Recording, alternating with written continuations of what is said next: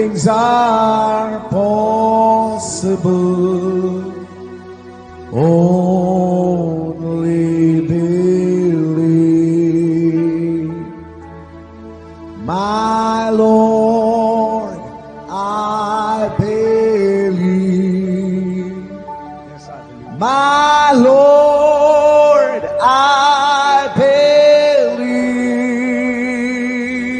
Amen. that all things are possible. My Lord, I believe. And we all believe. My Jesus is here. My Jesus is here. And all things are possible. My Jesus is here. My Jesus is here. Thank you, Lord.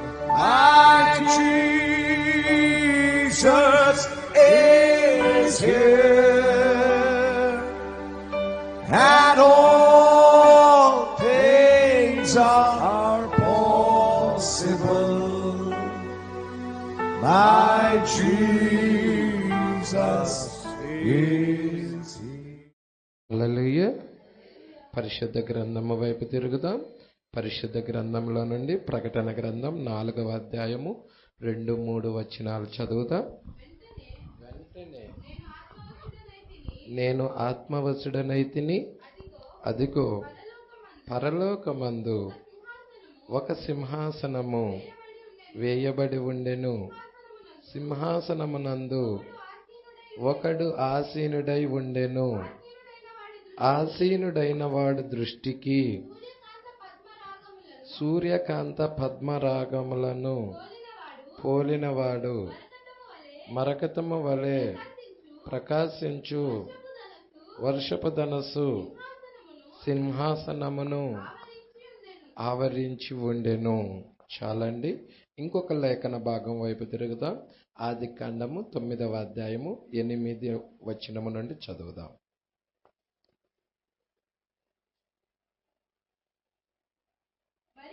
మరియు దేవుడు నోవాహు అతని కుమారులతో, ఇదిగో నేను మీతోను మీ తదనంతరము మీ సంతానముతోను మీతో కూడా ఉన్న ప్రతి జీవితోను, పక్షులేమి పశువులేమి, మీతో కూడా సమస్తమైన భూజంతువులేమి, ఓడలో నుండి బయటికి వచ్చిన సమస్త భూజంతువులతోనూ నా నిబంధన స్థిరపరచుచున్నాను. నేను మీతో నా నిబంధన స్థిరపరచుదును. సమస్త శరీరులు ప్రవాహ జలముల వలన ఇకను లయపరచబడరు. భూమిని నాశనము చేయుటకు ఇకను జలప్రళయము కలగదని పలికెను. మరియు దేవుడు నాకును మీకును మీతో కూడా ఉన్న సమస్త జీవరాశులకు మధ్య నేను తరతరములకు ఏర్పరచుచున్న నిబంధనకు గురుతు ఇదే.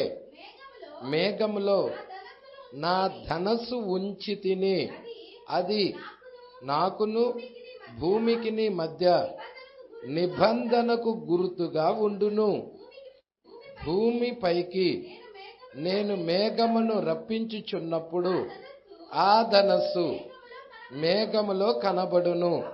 అప్పుడు నాకును మీకును సమస్త జీవరాశులకు మధ్యనున్న నా నిబంధనను జ్ఞాపకము చేసుకుందును గనుక సమస్త శరీరులను నాశనము చేయుటకు అలాగూ ప్రవాహముగా నీళ్లు రావు. ఆ ధనస్సు మేఘములో ఉండును. నేను దాన్ని చూచి దేవునికి భూమి మీదనున్న సమస్త శరీరులలో ప్రాణము గల ప్రతి దానికిని మధ్యనున్న ఇదేంటి అంటే నిత్య నిబంధనను జ్ఞాపకము చేసుకొందును అనెను. మరియు దేవుడు నాకును భూమి మీద ఉన్న సమస్త శరీరులకు మధ్య నేను స్థిరపరిచిన నిబంధనకు గురుతు ఇదే అని నోవాహుతో చెప్పాను. చాలు, ప్రార్థన చేద్దాం.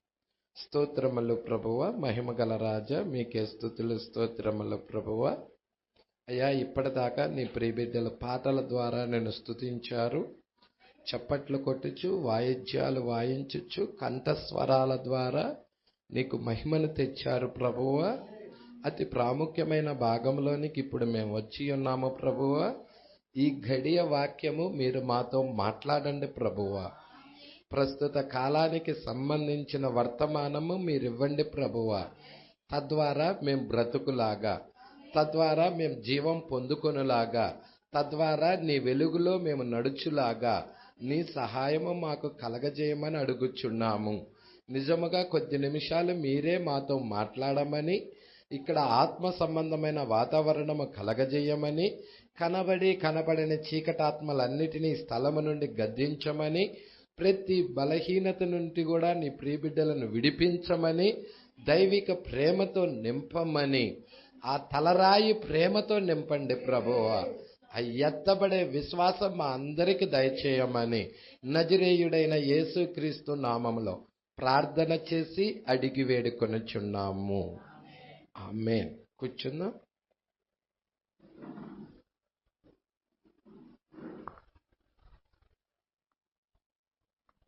Praise lord.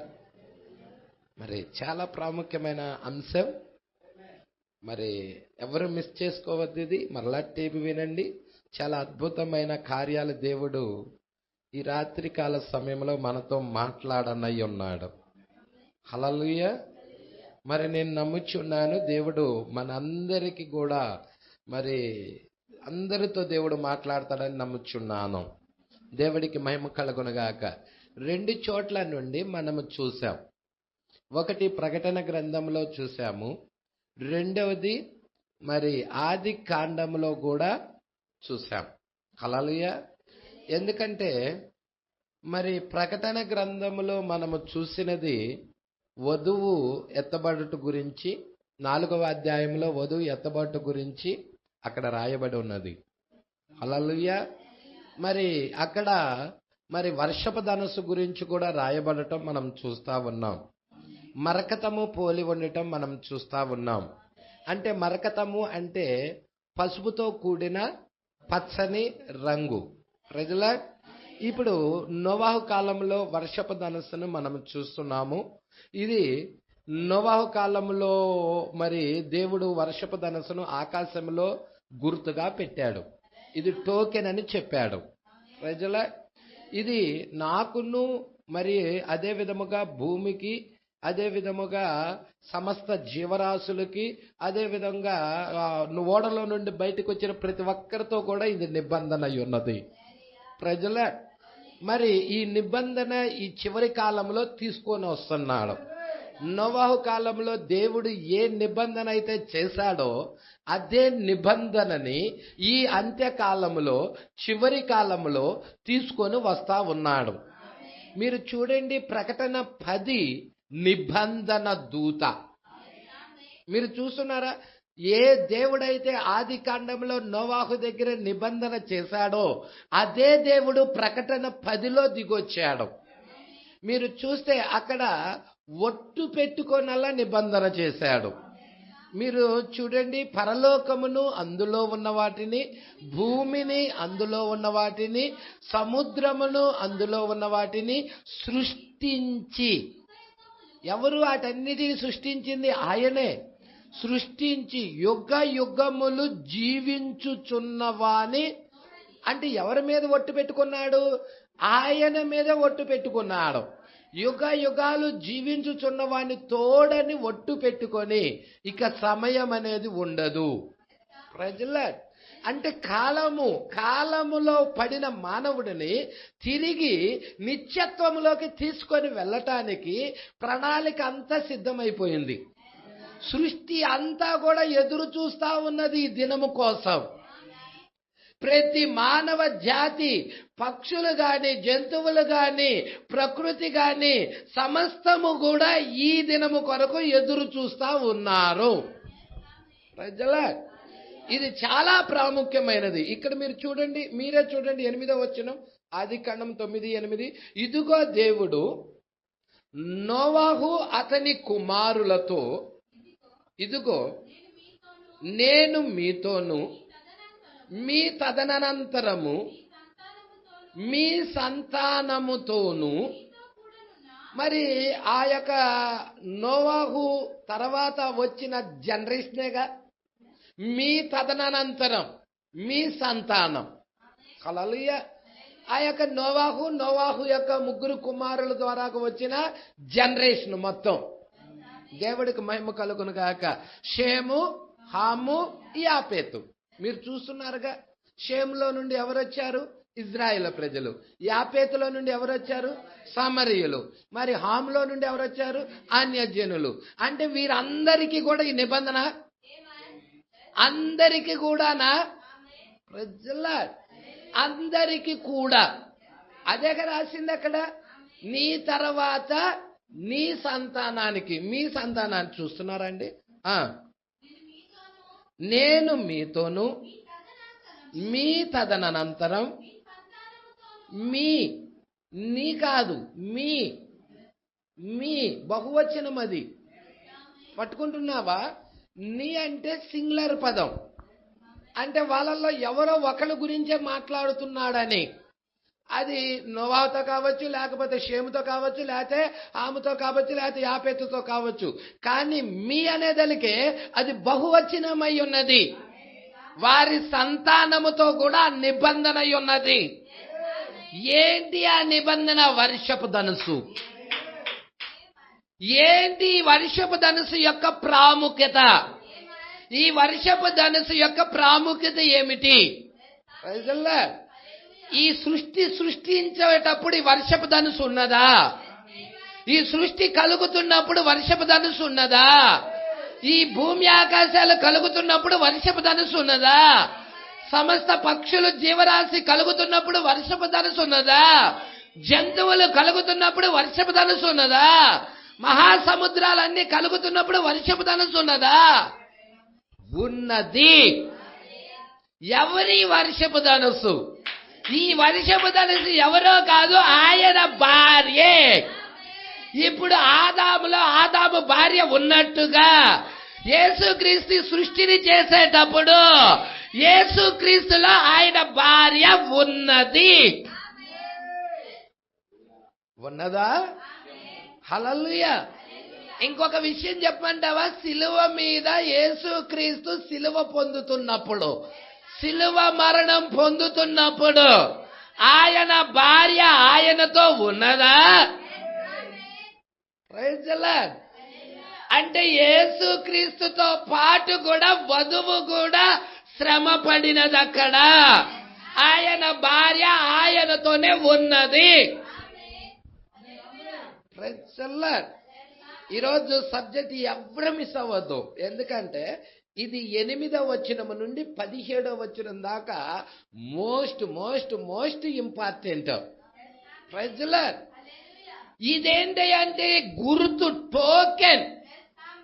ఆకాశములో టోకెన్ అట్టి పెడుతున్నాడు, గుర్తు అట్టి పెట్టాడు. ఏంటి ఆ గుర్తు? వర్షపు ధనుసు. ఇలా చెప్పచ్చా? వర్షపు ధనుసు మేఘం వచ్చినప్పుడు వస్తుంది. ఏ మేఘం వచ్చినప్పుడు వర్షపు ధనుసు మన కాలంలో కూడా వచ్చినది. ఆ వర్షపు ధనుసు 7 దూతలై ఉన్నారు. 7 సంఘకాలాల్లో ఉన్న వధువై ఉన్నది. వచ్చినదా? ఇది ప్రపంచానికి టోకెన్, అన్యజనులందరికీ గుర్తు. Praise the Lord. చాలా ఇంపార్టెంట్ అయిన వర్తమానం. హల్లెలూయా. మరి ఎక్కువ సమయం తీసుకోవడం ఒక 40 minutes లేక 45 నిమిషాలు. దేవుడికి వైపు కలుగును గాక.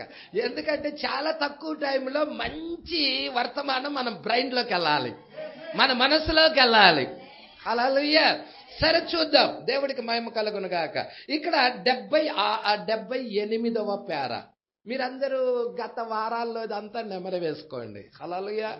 చాలా అద్భుతమైన వర్తమానం గత 2 వారాల్లో వచ్చినది. అది మీరందరూ కూడా నెమరు వేసుకోండి. దాని కంటిన్యూషనే ఈరోజు మనం చూడబోతున్నాం. హల్లెలూయా. సరే ఇక్కడ మీరు చూడండి 78వ పేర. మీరందరూ తీసారా? ఎందుకంటే ప్రకటన గ్రంథం 4వ అధ్యాయంలో ప్రవక్త 2వ భాగం 2వ పుస్తకంలో మాట్లాడుతున్నాడు ఇవి. హల్లెలూయా. చాలా జాగ్రత్తగా పట్టుకుందాం. ఈ రోజు నేను ఎక్కువగా తీసుకోవటం లేదు. 2 పేరాలు మీ మధ్యకి తీసుకొని రావడానికి ఇష్టపడుచున్నాను. హల్లెలూయా. ఇక్కడ మీరు చూడండి, గమనించండి. నోవాహు యొక్క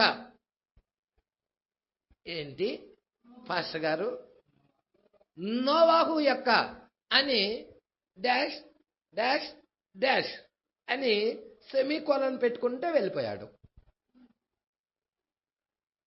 హల్లెలూయా. ఆ డాష్లో ఏమున్నది? ఎందుకు అక్కడ అట్లా డాట్స్ డాట్స్ డాట్స్ పెట్టుకుంటా ముందుకెళ్ళిపోయాడు? ఎందుకో చెప్పమంటావా? ఇవి తిరిగి మరలా నోవాహు దినాలై ఉన్నాయి. యేసు చెప్పాడా? నోవాహు దినాలు ఎలాగున్నాయో మనుష్య కుమారుడు రాకడ దినాలు అలాగే ఉండును చెప్పాడా? చాలా మంది మనుష్య కుమారుడు రావాలని, ఇంకా రాలేదు, రావాలని ఎదురు చూస్తా ఉన్నారు సంఘాల్లో వాళ్ళ. కానీ ఆల్ రైట్, మనుష్య కుమారుడు వచ్చాడు. ప్రజల నోవాహు దినాలలో ఎలాగున్నదో మనుష్య కుమారుడు రాకడ దినాలు. మరి రాకడని రాశాడు అక్కడ క్లియర్గా, రాకడని రాశాడా? మరి మనుష్య కుమారుడు రాకడ దినాలు అలాగే ఉంటాయా? మరి మనుష్య కుమారుడు రాకడ వచ్చిందా రాలేదా? ఏమోనబ్బా. మా నోవాహు దినాలలో నిబంధనకు గుర్తున్నది వర్షపు ధనుసు. మరి మనుష్య కుమారుడి రాకడ దినాల్లో కూడా అదే నిబంధనకి గుర్తు వచ్చి ఉండాలి. అదేనా ప్రకటన 10? ఏమో పాషి గారు, ప్రకటన 10 జరిగిందో లేదా అని డౌటా? కన్ఫామ్ గా 100% ఏ మాత్రం 1% కూడా డౌట్ లేకుండా 100% మనుష్య కుమారుడు రాకడ జరిగినది. ఎవరు నమ్ముతారు? ఎవరు నమ్ముతారు? ఆయన భార్య. ఎందుకు? ఆయన ఇక్కడ ఉన్నాడు కాబట్టి. హల్లెలూయా. మీరు చూస్తే ఆయన భార్యతో ఆయన వ్యవహరిస్తున్నాడు. ప్రజల ఎక్కడా వదిలిపెట్టలా. మీరు చూడండి, ఎక్కడన్నా వదిలిపెట్టాడేమో. 7 సంఘ కాలాలలో ఆయన భార్య సిద్ధమవుతుందా? లేదు పాస్టర్ గారు, చివరి సంఘ కాలంలోనే ఆయన భార్య సిద్ధమవుతుంది, మిగతా సంఘ కాలాల్లో ఆయన భార్య లేదు అంటారా? No no no no. 7 సంఘ కాలాలలో ఆయన భార్య సిద్ధమవుతుంది. మరి 7 సంఘ కాలాల్లో ఆయన భార్య సిద్ధపరచబడుతున్నట్లయితే మరి అక్కడికి ఆయన భార్య దగ్గర ఆయన ఉండాలా? మీరు చూడండి, మీరే చూడండి. 7 దీప స్తంభముల మధ్య సంచరించువాడు చెప్పు సంగతులు ఏమనగా. ఇంతకీ ఏం మాట్లాడా భాష గారు? నేను ఇలా అనొచ్చా? 7 దీప స్తంభాల మధ్య సంచరించువాడు చెప్పు సంగతులు ఏమనగా అనే బదులు మనుష్య కుమారుడు లేకపోతే దేవుని కుమారుడు యేసుక్రీస్తు ఆయన భార్యతో సంచరిస్తా చెప్పే సంగతులు ఏమనగా. ఏంటి పాస్టర్ గారు? యేసుక్రీస్తు ఆయన భార్యతో సంచరిస్తున్నాడా? మరి 7 దీప స్తంభాలు ఎవరండి? ఆయన భార్య కాదా? 7 దీప స్తంభాల్లో ఎవరు వస్తున్నారు? ఆయన భార్య వస్తుంది. అందుకే ఆయన భార్యతో ఆయన సంచరిస్తా ఉన్నాడు. ఎప్పుడు వదిలిపెట్టలేదు. ఆదాము అవ్వతో ఉన్నట్టుగానే రెండవ ఆదామైన యేసుక్రీస్తు కూడా ఈమెతో ఉన్నాడు. అవ్వ పాపములో పడిపోయిందిగా పాస్టర్ గారు. ఆదాము పాపములో పడిపోయిన అవ్వను వదిలిపెట్టాడా?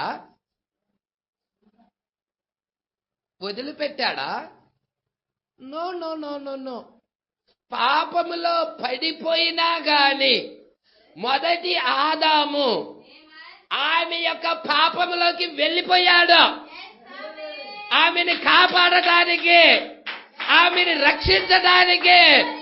మరి మొదటి ఆదాము ఆమె పాపంలోకి వెళ్ళిపోయినట్లయితే మనము పుట్టటముతో పాపములో పుట్టినా ఆయన భార్య ఇక్కడ ఉన్నప్పుడు రెండవ ఆదామైన యేసుక్రీస్తు కూడా ఆయన భార్య నిమిత్తము ఆయన కూడా పాపములోకి వెళ్ళాడు. మన నిమిత్తము ఆయన పాపమాయను. ఆయన భార్య నిమిత్తం ఆయన పాపమయ్యాడు. లేఖనం రాయబడినదా? అది లేఖనమేనా? ప్రజల నీకు ప్రణాళిక అర్థమైతే ఈజీగా గ్రహిస్తావు. హల్లెలూయా. సంగమా పట్టుకుంటున్నావా? హల్లెలూయా. దేవుడికి మహిమ కలుగును గాక. మీకు తెలుసా సృష్టి చేసేటప్పుడు మనం ఉన్నామని? హల్లెలూయా. ఎంతమందికి తెలుసు సృష్టి చేసేటప్పుడు మనం ఉన్నామన్న సంగతి? ఎంతమందికి తెలుసు సిలువలో మనం ఉన్నామన్న సంగతి? ఓ దేవుడికి మహిమ కలుగును గాక. అస్సలు వదిలిపెట్టిందే లేదు ఎక్కడ. హల్లెలూయా.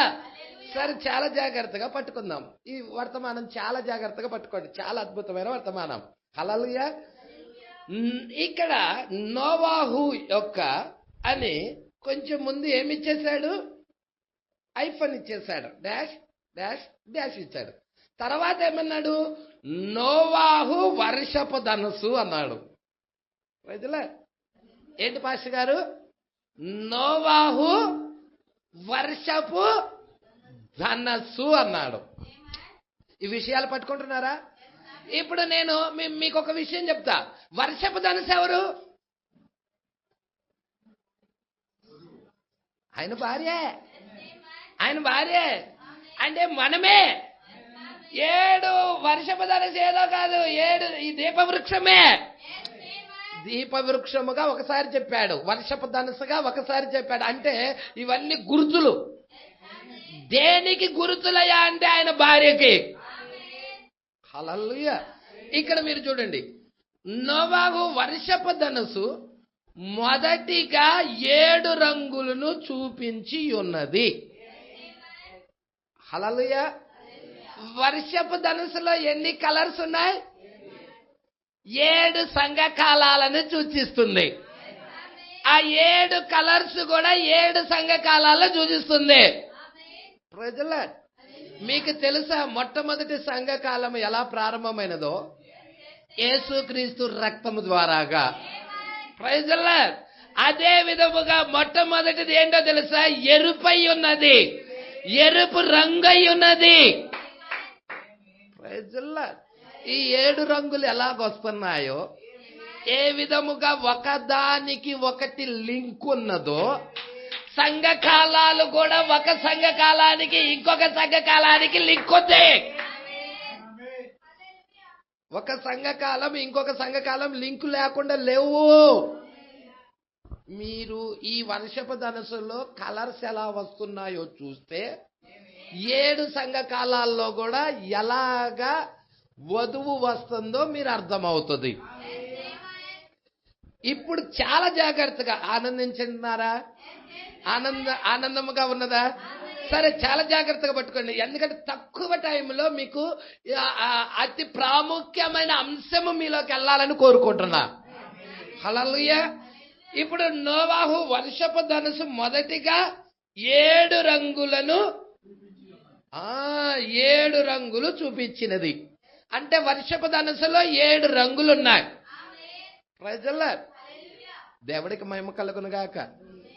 వర్షపు ధనుసులో 7 రంగులు ఉంటాయని ఎందరికి తెలుసు? తెలిసిన వాళ్ళందరూ అవే చెప్పండి. ఆమేన్. హల్లెలూయా. మీకు తెలుసా వర్షపు ధనుసు ఏ విధముగా తీర్పు జలప్రళయం రాకుండా కాపాడుతుందో? Praise the lord. అదే విధముగా భూమి మీద వధువు కూడా 7 సంఘకాలాల్లో ఉన్న వధువు గాని 7 దూతలు గాని అదే విధముగా భూమి మీదకి తీర్పును రానీయకుండా అడ్డుపడతా ఉన్నారు, కాపాడుతా ఉన్నారు. ఆనందంగా లేదా? మీ గురించిన ప్రణాళిక మీరు తెలుసుకుంటున్నప్పుడు ఆనందంగా లేదా? నువ్వు వర్షపు ధనుసు గురించిగా పాస్టర్ గారు మాట్లాడుతుంది. నీ గురించి కూడా, ఎత్తబడే వధువు గురించి కూడా, ఎత్తబడే వధువు యొక్క ప్రాముఖ్యత ఎంతో మీకు అర్థం అవ్వాలి. హల్లెలూయా. నీ విలువ నీకు తెలియాలి. నీ విలువ ఎంతో నీకు అర్థం అవ్వాలి. దేనికి అమ్ముడు పోకూడదండి. బిస్కెట్లకు చాక్లెట్లకు అమ్ముడు పోయినట్టుగా అమ్ముడు పోకూడదు. మీ విలువ ఎంత అంటే కొన్ని కోట్ల రూపాయలు ఇచ్చినా కానీ అది తక్కువే. అంత విలువైన వారు మీరు. ప్రజలు, ఆయన భార్య ఎంత విలువైనదండి, ఎంత విలువైనదండి ఆయన భార్య. మీకు ఒక విషయం తెలుసా? వర్షపు ధనుసు అంట ఆకాశంలో గుర్తుగా టోకెన్గా పెట్టాడు. దేని కొరకయ్యా అంటే మరలా జలప్రళయం భూమి మీదకి రాకుండా కాపాడే దాని కొరకు. అంటే ఆ వర్షపు ధనుసు ఏం చేస్తా ఉన్నది? దేవుడి యొక్క ఉగ్రతని ఆపుతూ ఉన్నది, దేవుడి యొక్క కోపాన్ని ఆపుతూ ఉన్నది. అదే విధముగా దేవుడి యొక్క కోపాన్ని ఈరోజు వధువు ఆపుతున్నదా? ఈ భూమి మీదకి రానీయకుండా ఆపుతా ఉన్నదా? ఎప్పుడైతే వధువు వెళ్తుందో కుమ్మరించబడతాయి గొర్రెపిల్ల ఉగ్రతలు. Praise the lord. అప్పుడు దాకా వధువు ఆపుతా ఉన్నది. ఈ విషయాలు జాగ్రత్తగా పట్టుకోవాలి మీరు. హల్లెలూయా. ఇది ఎక్కడ రాశాడు? పౌలు గారు చెప్పాడా? దెస్సలోనికీయులకు రాసిన 2వ పత్రికలో చెప్పాడా? అడ్డగించువాడు. అడ్డగించేది ఎవరయ్యా అంటే ఒకటి క్రీస్తు, వధువు. వధువులో క్రీస్తు ఉన్నాడు, ఆయన భార్యలో ఆయన ఉన్నాడు. ఇప్పుడు ఆ మధ్య నుండి తీసేయబడాలి. అప్పుడు దాకా ఈ యొక్క అడ్డగించేవాడు మధ్య నుండి తీసివేయబడి వరకే అడ్డగించును. ఎప్పుడైతే తీసివేయబడతాడో ఇక అపవాది యొక్క సొంత కాలం వస్తుంది. వాడు తను తాను బయలుపరుచుకుంటాడు. అప్పుడు దాకా బయలుపరుచుకోవటానికి ఎవరికీ తెలియదు. అపవాది ఎవరా అనేది ఎవరికీ తెలియదు. మరి వధువుకి తెలుసా పాస్టర్ గారు? తెలుసు. ఎలా తెలుసు పాస్టర్ గారు? ముద్రలు ఇప్పబడ్డాయి. ఈ ముద్రల ద్వారాగా వధువు ఎరగగలుగుతా ఉన్నది. ఆ పాప పురుషుడు ఎవరో ఎలగగలుగుతున్నది. ఆ తెల్ల గుర్రం మీద సారీ చేయటం గురించి ఎరగగలుగుతున్నది. ఎర్ర గుర్రం మీద సారీ చేయటం గురించి ఎరగగలుగుతున్నది. నల్ల గుర్రం మీద సారీ చేయటం గురించి ఎరగగలుగుతున్నది. ఎరుగుతుందా వధువు? లోకానికి వాడు ఇప్పుడు బయలుపరుచుకోడు. ఇప్పుడు బయలుపరుచుకున్నాడు అనుకో, లోకమంతా దేవుణ్ణి ఆరాధిస్తారు. వాడి సొంత కాలం ఒకటి ఉంది. ఆ కాలంలో వాడు బయలుపరుచుకుంటాడు. అరే నాయన, మేమందరం మోసపోయామా, ఈ సచ్చిలో ఆరాధించింది ఇప్పుడు దాకా చీచి అని వాళ్ళకి వాళ్లే చెంపలేసుకునే రోజులు దగ్గరలో ఉన్నాయి. Praise the Lord. అంటే వాళ్ళకు వాళ్ళు సిగ్గుపడతారు. దేవుడికి మహిమ కలుగును గాక. ఎందుకు? వాడి సొంత కాలంలో వాడు వెళ్ళి ఎక్కడ కూర్చుంటాడంట? వర్తమానం తెలిసిన వాళ్ళు చెప్పండి. వాడి సొంత కాలంలో వాడు వెళ్ళి ఎక్కడ కూర్చుంటాడు? నిబంధన జరుగుతుంది. ఎవరితో? యూదులతో రోము నిబంధన చేస్తుంది. ఆ నిబంధన ఈమె చూడదు. ఆ నిబంధన ఎప్పుడైతే జరుగుతుందంటే ఈమె ముందే ఎత్తబడుతుంది. ఎత్తబడిన తర్వాత ఈ నిబంధన జరుగుతుంది. తర్వాత వాడు వెళ్ళి ఆలయంలో కూర్చుంటాడు, దేవుని ఆలయంలో కూర్చుంటాడు. అది వాడు సొంత కాలం. అప్పుడు లోకం గ్రహిస్తుంది. ప్రజల్లా పట్టుకుంటున్నారండి. అప్పుడు దాకా లోకం గ్రహించదన్నమాట. అందుకే సంఘశాఖల వాళ్ళు వాళ్ళ ఆరాధనలో వాళ్ళు ముందుకు వెళ్తానే ఉంటారు. డినామినేషన్ వాళ్ళు వాళ్ళ ఆరాధనలో వాళ్ళు ముందుకు వెళ్తానే ఉంటారు. ఈ లోక సంబంధమైన దేవత వాళ్ళ మనోనేత్రాలకి గుడ్డితనము. మీరే కంప్లీట్ చేసుకోండి. Praise Lord. కొంచెం ముందుకెళ్దామా? ఈరోజు వధువు కళ్ళు తెరవబడ్డాయా? సరే, ముందుకు మీరే చూడండి. ఇక్కడ వర్షపు ధనుసులో 7 రంగులు ఉంటాయని అందరికీ తెలుసు. ఇప్పుడు ఆ రంగులు ఏమిటి? దేవుడికి మహిమ కలుగును గాక. ఆ రంగులు ఎన్ని రంగులు? 7 రంగులు. ఆ 7 రంగులు ఏమిటి మనం చూద్దాం. 1 ఎరుపు, కాషాయం, లేదు ఎరుపు, కాషాయం, ఆకుపచ్చ, నీలం, నీలిరంగు. అంటే నీలము వేరు, నీలిరంగు వేరు. పట్టుకుంటున్నారా? మరియు ఊదా రంగు. వర్షపు ధనుసులోని రంగులు అవియే. మొత్తం ఎన్ని ఉన్నాయి? ఎరుపు, తర్వాత కాషాయం, తర్వాత ఆకుపచ్చ, తర్వాత నీలం, తర్వాత నీలిరంగు, తర్వాత ఊదా రంగు. పట్టుకుంటున్నారా? ఇప్పుడు కొంచెం కిందకి రండి, కింద పేరాలోకి రండి. హల్లెలూయా. ఇప్పుడు ఇదేముంది భాష గారు, 7 కలర్స్ చెప్పేశారు కదా, దీంట్లో లోతైన సంగతి ఏంటి? ఇక్కడే ఉంది లోతైన విషయం. Praise lord. 7 కలర్స్ రెయిన్బో వర్షపు ధనుసులో. ఆర్ అంటే ఏంటి? ఆర్ మొదటి అక్షరం ఆర్ కదండి. Rainbow, rainbow, RAINBOW. అట్రాదా? విబ్జీ ఆరా?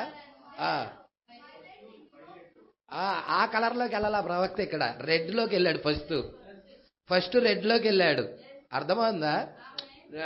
మనకి వైలెట్ మనం ఫస్ట్ అంటానికి లేదు. సంఘం ఏర్పడింది యేసుక్రీస్తు రక్తం ద్వారా. యేసుక్రీస్తు రక్తం ద్వారా అపోస్తలులు కూడా యేసుక్రీస్తు రక్తం ద్వారాగే. మీకు ఈ స్క్రిప్చర్ అర్థం అవ్వాలి. అర్థమవుతుందా? మనం ఇప్పుడు సైన్స్ మీద కదా ఆధారపడాల్సింది. ప్రవక్త ఏం చెప్పాడో దాని మీద ఆధారపడాలి. అర్థమవుతుందా? ప్రవక్త ఏం చెప్పాడో దాని మీద ఆధారపడాలి. మొట్టమొదటి రంగు ఆయన రెడ్ చెప్పాడు. రెడ్ లో నుండి మిగతా రంగులు వస్తున్నాయని చెప్తున్నాడు. దాన్ని మీరు పట్టుకోవాలి. నేను కాదయ్యా, నేను వైలెటే నమ్ముతానంటే నమ్ముకో, నీ ఇష్టం. నేను ప్రవక్త నమ్ముతా. Praise Lord. ప్రవక్త ఇక్కడ రెడ్ అని ఎందుకు చెప్తున్నాడయ్యా అంటే దానిలో నుండే మిగతా రంగులు ఎలాగొస్తున్నాయో చూపిస్తున్నాడు నెక్స్ట్ పేరాలో. అదే విధంగా సంఘకాలాల్లోకి తీసుకుంటున్నాడు. సంఘకాలాలు కూడా ఏ విధముగా అవి ఒకదాని తర్వాత ఒకటి లింక్ అయి ఉన్నాయో పోలుస్తున్నాడు. ఒకదానిలో నుంచి ఇంకో దానికి గొలుసుగా ఉన్నాయి. అవి ముద్రలు ఎలాగున్నాయో అలాగున్నాయి. ఓవర్లాప్ లాగా ఒకదానిలో నుండి ఇంకొకటి ఎలాగున్నాయో అలాగున్నాయి అన్నమాట. ఇక్కడ మీరు చూడండి. ఇప్పుడు మనం ఇప్పుడు మీరు గమనించినట్లయితే 7 గమనించు. Praise Lord. దేవుడికి మహిమ కలుగును. ఇక్కడ కొంచెం మీరు కొంచెం ముందుకెళ్ళాలమ్మా. ఇప్పుడు ఇక్కడ మనం లోతైన సంగతిని పొందుకుంటున్నాం. ఆ పేర చదవలేదు కదా. Praise Lord. ఇప్పుడు మనం లోతైన సంగతిని పొందుకుంటున్నాం. అంటే ఆ లోతైన సంగతి ఏంటా అనేది మనము వచ్చి బ్యాక్ వెళ్ళిపోయాం. అవును కదండి. ఇప్పుడు ఆ లోతైన సంగతి ఏంటో మనం చూడబోతున్నాం. అంటే నోవా కాలంలో ఉన్న 7 రంగులు ఏంటో చూడబోతున్నాం. ప్రజల ఈ 7 రంగుల ద్వారాగా ప్రపంచాన్ని కాపాడబోతున్నాడు ఆయన. వధువు ఈ 7 రంగుల ద్వారాగా రక్షించబడతా ఉన్నది. వధువులో ఉన్న ప్రతి ఒక్కరు కూడా రక్షించబడతా ఉన్నారు. ప్రజల చూడండి, జాగ్రత్తగా పట్టుకోండి. ఇక్కడ మనం లోతైన సంగతిని పొందుకుంటాము. మరియు వాటి కొరకు నేను కొంత ఎత్తైన వాటిని అంటే లోతైన విషయాలు, కొంచెం హై ఎత్తైన సంగతులు. ఇవి ఇవి అప్పుడే వస్తున్న వాళ్ళకి అర్థం కావు. ఇది ఆత్మీయతలో నలిగి ఉండాలి, కొంచెం దేవునితో సహవాసంలో ఉండాలి. వారైతే దీన్ని వెంబడించగలుగుతారు. ఎత్తైన వాటిని కొన్ని తాకవలసి ఉన్నది. ఎందుకంటే ఇప్పటికే చాలా ఆలస్యం అవుతా ఉన్నది. ప్రవక్త చెప్తున్నాడు, ఇప్పుడు జ్ఞాపకం ఉంచుకోండి, కాషాయము లేక ఎరుపు, పసుపు, ఆకుపచ్చ, నీలం, నీలిరంగు మరియు ఊదా రంగు, మొత్తం ఇక్కడ ఎన్ని రంగులు ఉన్నాయి? 7 రంగులు ఉన్నాయి. పట్టుకుంటున్నారా అండి? కాషాయం, ఎరుపు, పసుపు, ఆకుపచ్చ, నీలం, నీలిరంగు, ఊదా రంగు, 7 రంగులు కనపడుతున్నాయి కదా. ఇప్పుడు మీరు రండి. ఇప్పుడు సహోదరుడు చదువుతున్నాడు. ఇప్పుడు మీరు గమనించినట్లయితే 7 గమనించండి, 7 వర్షపు ధనుసులు. అంటే 7 వర్షపు ధనుసులు అంటే మీరు ఏంటంటే ఒక్క వర్షపు ధనుసులో ఉన్న 7 రంగులని. 7 రంగులు. నా ఉద్దేశం ఏంటంటే 7 రంగులున్న వర్షపు ధనుసు అని. అది 7 వర్షపు ధనుసులు అంటే అర్థం ఏంటంటే, ప్రవక్త యొక్క ఉద్దేశం ఏంటంటే 7 రంగులతో నిండి ఉన్న వర్షపు ధనుసు. 7 సంఘ కాలాలలో 7 దూతల వర్తమానముతో నింపబడి ఉన్న ఆయన భార్య. 7 వర్తమానాల. ఈ కాలంలో 7 దూతలు వచ్చారా? 7 ఆత్మలు వచ్చాయా? Praise the Lord. దేవుడికి మహిమ కలుగును గాక. 7 రంగులు. నా ఉద్దేశం 7 రంగులున్న వర్షపు ధనుసు. దాని ఉద్దేశము ప్రతి కాలంలో కూడా ధనుసున్నది, ప్రతి కాలంలో వధువు ఉన్నది. ఉన్నదా? లేదు పాస్టర్ గారు, చివరి కాలంలోనే వధువు ఉన్నది, మధ్యలో లేదని చెప్తారా? ప్రతి కాలములో 7 సంఘ కాలాలలో ఆయన భార్య ఉన్నది. 7 రంగులున్న వర్షపు ధనుసు. దాని ఉద్దేశము 7 ధనుసులు. 7 సంఘ కాలములో 7 వెలుగులను ప్రతిబింబిస్తున్నాయి. ప్రతి కాలంలో కూడా వెలుగున్నది. 7 సంఘ కాలాలలో 7 వెలుగులను ప్రతిబింబిస్తున్నాయి. దీనిని యెషయా కూడా రాశాడా? సరే చూడండి ఒకసారి యెషయా గ్రంథం. యెషయా కూడా రాశాడు దీన్ని. బైబిల్ అంతా రాసినప్పుడు ఆయన భార్య గురించి మర్చిపోతాడా? చాలా ప్రాముఖ్యమైన విషయం కదా. అందరు తీశారా అండి? ఏంటది? యెషయా గ్రంథం అందరు తీయండమ్మా. అదేనమ్మా. ఎన్నో అమ్మా? 30వ అధ్యాయం అమ్మా. ఒక్క నిమిషం అందరు తీయండి. 30వ అధ్యాయం 26వ వచనమండి. యెహోవా రైతులా, చాలా అద్భుతమైన పాయింట్ కదా. యెహోవా తన జనుల గాయాలు కట్టి వారి దెబ్బ బాగు చేయు దినమున. ఇక్కడ చంద్రుడంటే సంఘమేనా? సూర్యుడంటే యేసుక్రీస్తేనా? చంద్రుడు వెంగిలంటే చంద్రుడు వెలుగునిస్తా ఉన్నాడా? వర్తమానమేనా? అది వాక్యమేనా వెలుగు? ఇక్కడ మీరు చూడండి, తన జనుల గాయాలు కట్టి, అవునా, వారి దెబ్బ బాగు చేయు దినమున. అంటే తన జనులు ఇశ్రాయేలు ప్రజలై ఉన్నారు. వారు తిరిగి వారి గాయాలు కట్టబడతా ఉన్నాయి. తిరిగి వాళ్ళు వారి స్వదేశానికి వెళ్తా ఉన్నారు. అదే టైంలో ఇటు సంఘం ఎలా ఉంటది? అన్యజనుల సంఘం ఎలా ఉంటదంటే సూర్యుడి యొక్క ప్రకాశం ఎలా ఉంటుందో అలాగా చంద్రుడు సూర్యుడిలా ప్రకాశిస్తాడట. బాబా బాబా, సూర్యుడి ప్రకాశం ఎలా ఉంటుందంటే 7 రెట్లు ఎక్కువ. 7 రెట్ల సూర్యుళ్ళు కలిపితే ఎంత వెలుగుతో ఉంటుందో అంత వెలుగుతో ఉంటది. సంఘం అయితే ఎలా ఉంటది? సూర్యుడి యొక్క ప్రకాశము వలె, చంద్ర ప్రకాశం కాదు. పట్టుకుంటున్నారా? చంద్రుడి నుంచి వచ్చే ప్రకాశం కాదు. చూడమ్మా, చదువు 26 చాలా ఇంపార్టెంట్. నీ కాలాన్ని నువ్వు ఎరక్కపోతే నువ్వు వ్యర్థమే. మనం చాలా గుడ్డోళ్ళమని అర్థం. మన కాలం మనం ఎరగకుండా ఆరాధన చేస్తున్నామనుకో చాలా గుడ్డోళ్ళమని అర్థం. వర్తమానము నిన్నేం చేయాలంటే నీ కాలము దాని వర్తమానాన్ని ఎరిగేలాగా చేస్తుంది ఆత్మ. పరిశుద్ధాత్మ నిన్ను ఎక్కడికి నడిపిస్తుందంటే ఈ గడియకి సంబంధించిన వర్తమానం పరిశుద్ధ గ్రంథంలో ఎక్కడెక్కడైతే ఉన్నదో ఆ లేఖనాల దగ్గరికి, ఆ యేసు దగ్గరికి నిన్ను నడిపిస్తుంది. షిమియోన్ని నడిపించిందా? షిమియోన్ని దేవాలయం వెనక భాగంలో ఉన్న షిమియోన్ని అదే పరిశుద్ధాత్మ యేసు దగ్గరికి నడిపించిందా? బాలుడైన యేసు దగ్గరికి నడిపించిందా? యేసు దేవుడి వాక్యమేనా? మరి దేవుడి వాక్యమైన యేసు కాలానికి ఈ కాలపు వాక్యము యొద్దకి పరిశుద్ధాత్మని నడిపించాలా? ఓన్లీ ప్రకటన 10 ఒక్కటే కాదు, పరిశుద్ధ గ్రంథంలో ఉన్న లేఖనాల అన్నిటి దగ్గరికి పరిశుద్ధాత్మ నిన్ను తీసుకెళ్తుంది. మన ప్రవక్తను అలాగే తీసుకెళ్ళినది, నిన్ను తీసుకెళ్తుంది.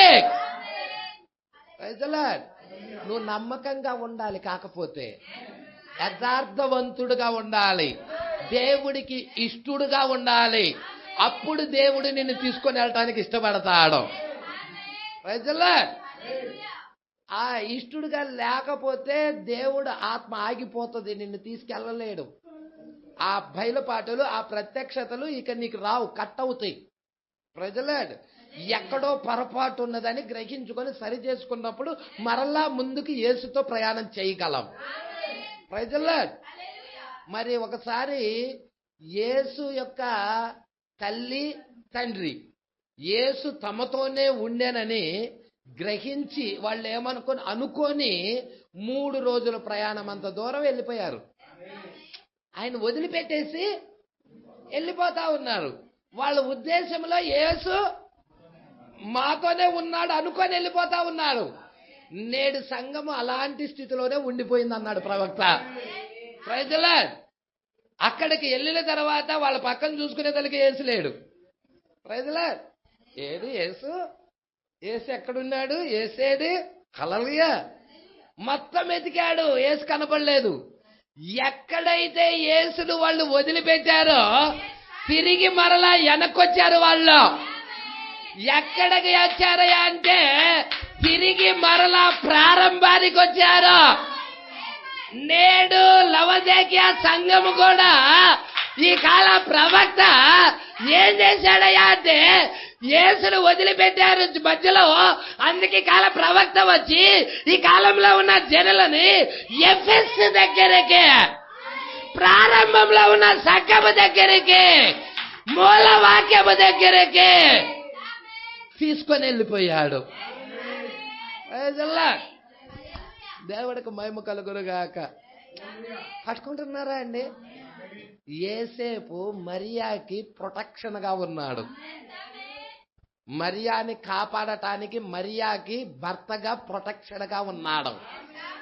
అలాగే ప్రవక్త విలియం మ్యారియం బ్రన్హాం గారు కూడా సంఘానికి ప్రొటెక్షన్ అయి ఉన్నాడు, కాపరై ఉన్నాడు, భర్త అయి ఉన్నాడు, కాపాడేవాడై ఉన్నాడు.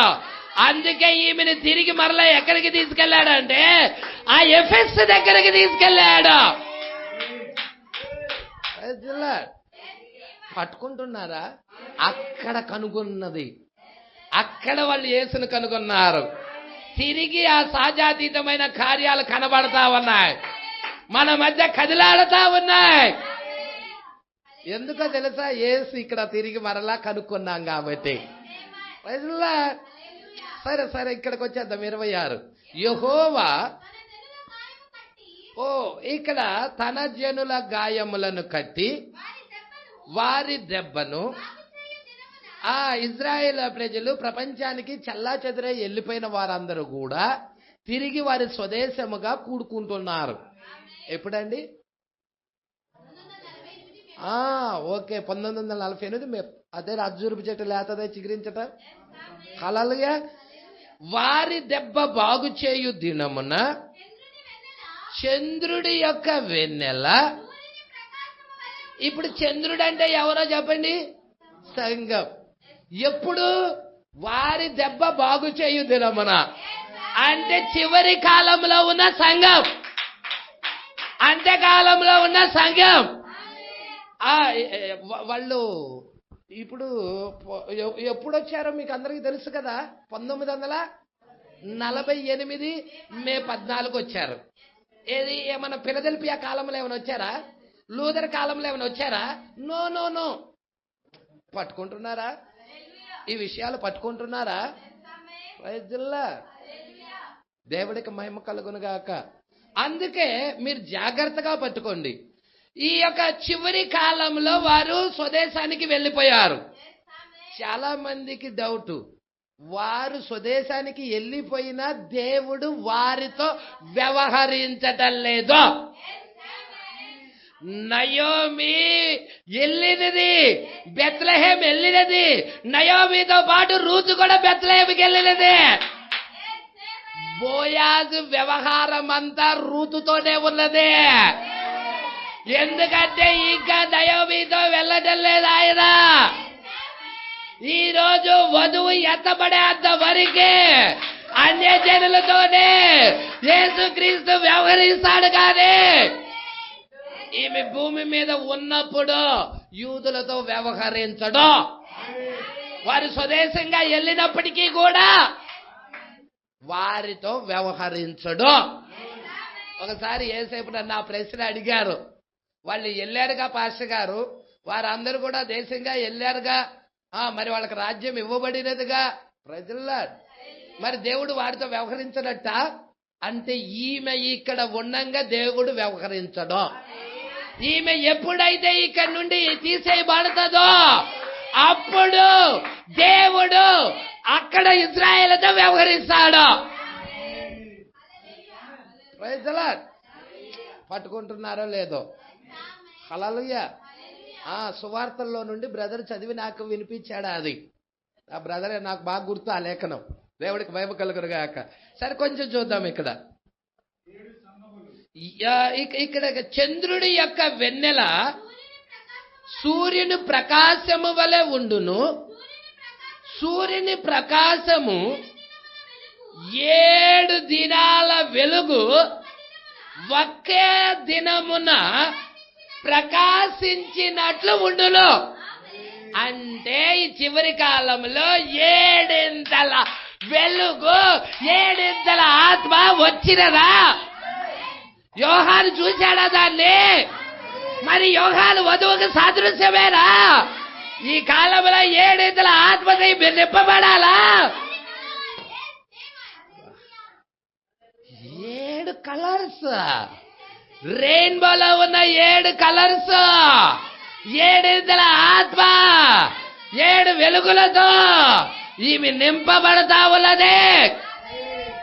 ఒక్క పరిశుద్ధాత్మ 7గా విభాగించుకొని 7 సంఘకాలాల్లో ఉన్న వధువుతో వ్యవహరిస్తా ఉన్నది.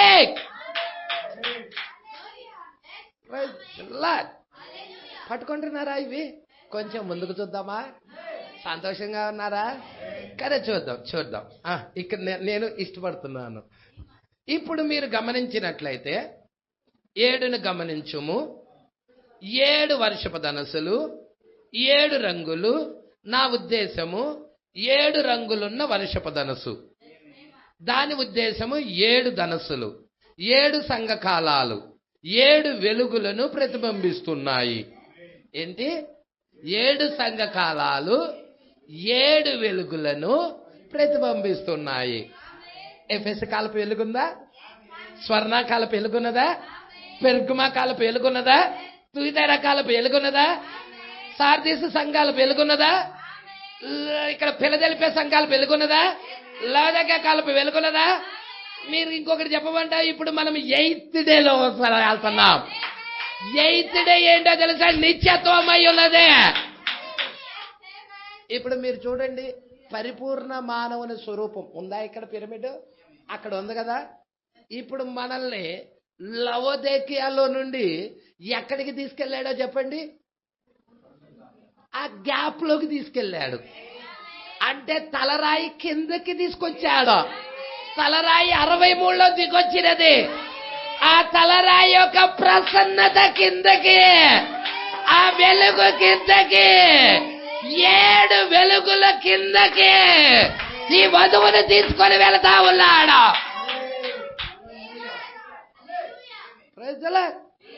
అబ్రహామును బయటికి తెచ్చాడా? బబులోను నుండి బయటికి తెచ్చాడా?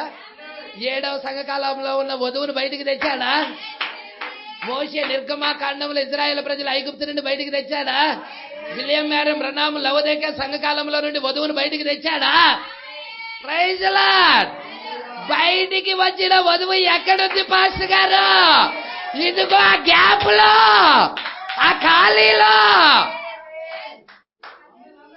దేవుడు నిన్న ఖాళీలోకి తీసుకొస్తా ఉన్నాడు. అదే 7 వెలుగుతో నువ్వు నింపబడుతున్నావు. లోకము లవొదికయలో ఉన్నది, వధువు లవొదికయలో లేదన్నాడు ప్రవక్త. మీరెవరైనా లవొదికయలో ఉన్నారా? ఒకవేళ మీరు లవొదికయలో ఉంటే గుడ్డి వాళ్ళు. లవొదికయ గుడ్డిదేనా? దిగంబరదేనా? దిక్కుమాలిదేనా? దౌర్భాగ్యుడిదేనా? అదంతా లవొదికయ యొక్క క్వాలిఫికేషన్స్. హల్లెలూయా. దానికి ఉన్న క్వాలిఫికేషన్స్ అవి. మనల్ని ఆ గుడితనం తీసేశాడు, ఆ దిగంబరత్వం తీసేశాడు. ఒకప్పుడు లవొదికయలో ఉండే మనం. ఆదాము అవ్వ పాపం చేసినప్పుడు దిగంబరాలైనది. ఆదాము కూడా పాపంలోకి వెళ్ళిపోయాడు. అవునా? ఇప్పుడు దేవుడు ఏం చేశాడు? వాళ్ళకి వస్త్రాలు ఇచ్చాడు. మరి ఈ కాలంలో దివత దిగొచ్చి వస్త్రాలు ఇచ్చాడు, సన్నపు నార బట్టలు ఇచ్చాడు. లేదు పాస్టర్ గారు, నాకు వస్త్రాలు లేదు, నాకు పెళ్లి వస్త్రమే రాలేదు అంటే చెప్పండి. నువ్వెక్కడున్నావో నేను చెప్తా. అసలు నువ్వు వర్తమానం అంచు కూడా తాకల్లా. వర్తమానం బయలుపాటి ఇంగవ, ఒక గుడ్డలో ఇంగవ చుడితే ఆ గుడ్డ ఏ వాసన అవుతుంది? ఇంగవ వాసన అవుతుంది. నీకు ఆ రెవల్యూషన్ కనుక లేదనుకో, కనీసం వర్తమానపు వాసన కూడా లేదని అర్థం. హల్లెలూయా. మనము వర్తమానంలో ఉన్నది దేనికయ్యా అంటే, వర్తమానము ఎరిగి వర్తమానము ప్రకారంగా జీవించటానికి. వర్తమానం ఎరగటం మాత్రమే కాదు, అది ఎరుగుతుంది దేనికి? దాని ప్రకారంగా జీవించటానికి. చాలా మందిలో ఏం జరుగుతుందంటే, వర్తమానం దగ్గరకు వస్తారు, వర్తమానం బయలుపాటు ఎరుగుతున్నారు, కానీ జీవితం దగ్గరికి వచ్చేదానికి ఉండటల్లా. వర్తమానం ఎందుకు మనం తెలుసుకుంటున్నాం? జీవించటానికే తెలుసుకుంటున్నాం. ఆ జీవితం లేనప్పుడు తెలుసుకోవటం వల్ల ఉపయోగం ఏంటి? నేను అడుగుతున్న ప్రశ్న. ప్రజల దేవుడికి మహిమ కలుగును గాక. ఒక చెట్టును భూమిలో వేసినప్పుడు ఆ చెట్టు ఎదిగిన తర్వాత ఫలాలు వస్తూ ఉంటాయి. అవునా? ఆ చెట్టు యొక్క గుణలక్షణాలని ఆ యొక్క ఫలం అనేది ప్రతిబింబిస్తుంది. వేపకాయ ఉందనుకోండి, దాని గుణలక్షణం ఏంటి? చెట్టు గుణలక్షణం ఏంటి? చేదు. వేపకాయ తిన్నా, ఆకు తిన్నా చేదా కాదా? ఆ పుల్ల ఇరుచుకొని ముఖం పుల్లగా నోట్లో పెట్టుకొని నవ్విల్లా చేదా కాదా? అంటే దాని గుణలక్షణం బయటకు వస్తుందా? ఒక నిమ్మకాయ ఉంది, దాని గుణలక్షణం ఏంటి? పులుపు. అవునా కదా? ఆ యొక్క పులుపు లక్షణం బయటకు వస్తుందా రావట్లేదా? ఒక క్రైస్తవుడు కూడా అంతే. ఒక క్రైస్తవుడు కూడా అంతే. వర్తమానం మనం ఎరుగటానికి, జ్ఞానం పెంచుకోవటానికి కాదు. వర్తమానం మనం ఎరుగుతుంది దేని కొరకయ్యా అంటే వర్తమానం ప్రకారంగా మన జీవితాన్ని కట్టుకోవటానికే, దాని ప్రకారంగా సరి అవ్వటానికే, దాని ప్రకారంగా నడవటానికే. ప్రజల ఇప్పుడు ఎడి తిరిగి ఆ సంఘశాఖ వాడికి వర్తమానం తెలియదు, వాడు నడుస్తాడా? ప్రజల నువ్వు తెలియాలి కదా నడవాలంటే. ఆ గుణలక్షణం, క్రీస్తు యొక్క గుణలక్షణం నీలో ప్రత్యక్ష పరచబడాలి కదా ప్రజల. అందుకే విశ్వాసము లేకుండా దేవుడికి ఇష్టుడుగా ఉండుట, ఆ మాటలో చాలా అర్థం ఉంది. ఇది సింపుల్ అనుకుంటున్నారేమో. విశ్వాసం అంటే ప్రత్యక్షత, బయలుపాటు. వాక్యము గురించిన బయలుపాటు లేకుండా నువ్వు దేవుణ్ణి సంతోష పెట్టలేవు, దేవుడు గుణలక్షణాలు తేలేవు. ప్రజల పట్టుకుంటున్నారు ఈ విషయాలు. కొంచెం ముందుకెళ్దామా? ప్రేమిస్తున్నారా వాక్యాన్ని? నేను ప్రేమిస్తున్నాను సగవా, మీరు కూడా ప్రేమిస్తున్నారని నమ్ముతున్నానా? మనకు సమయం అయిపోవచ్చింది, కొంచెమే ఉంది. కానీ నేను త్వరగా ఇది వర్తమానాన్ని మీ దగ్గరికి తీసుకురావాలి. 7 సంఘములు, 7 వెలుగులను ప్రతి కాలంలో కూడా వెలుగున్నది. 7 సంఘకాలాలు ఎవరో కాదు, ఆయన భార్య. పట్టుకుంటున్నారా? ప్రతి వెలుగు అది. ఇక్కడ వెలుగు ఎఫెస్ దగ్గర ఉన్నదంటే తర్వాత వచ్చే వెలుగును కూడా ఇది చుట్టుకొని ఉన్నది. ప్రతి వెలుగు ఇంకో తర్వాత వచ్చే దాన్ని చుట్టుకొని ఉన్నది. అందుకంటున్నాడు ప్రతి వెలుగు ఇంకొక దాన్ని చుట్టుకొని ఉన్నది. అది గ్లోరీ దేనితో ప్రారంభమైనది? ఇది ప్రవక్త చెప్పాడు, ఇది నేను నమ్ముతున్నా. Praise the lord. ఎరుపుతో అది ప్రారంభమైనది. దేవుడికి మహిమ కలుగును గాక. అవునా? కాబట్టి ఇప్పుడు ఈ ఎరుపుతో ప్రారంభమైనట్లయితే యేసుక్రీస్తు రక్తంతో సగం ప్రారంభమవుతా ఉన్నది. ఎరుపు రక్తమేనా? గొర్రెపిల్ల యొక్క రక్తమేనా? కొంచెం ముందుకు చూద్దాం. ఎరుపుతో ప్రారంభమైనది ఎరుపు. ఎరుపు తర్వాత కాషాయం వస్తుంది. అది ఇప్పుడు ఈ కాషాయము కూడా ఏం తీసుకొని వస్తా ఉన్నదంటే ఎరుపునే తీసుకొస్తా ఉన్నది. సంఘము ఎవరిని తీసుకురావాలి? క్రీస్తునే తీసుకురావాలి. సంఘమా పట్టుకుంటున్నారా? ఇప్పుడు ఎఫెసు సంఘం ఎవరిని తీసుకుని రావాలి? ప్రారంభమైన సంఘము, అది దేవుడు సంఘంగా పిలుచుకున్నాడు, అది క్రీస్తునే ప్రతిబింబించాలి. ఇప్పుడు కూడా వధువు ఎవరిని ప్రతిబింబించాలి? క్రీస్తునే. హల్లెలూయా.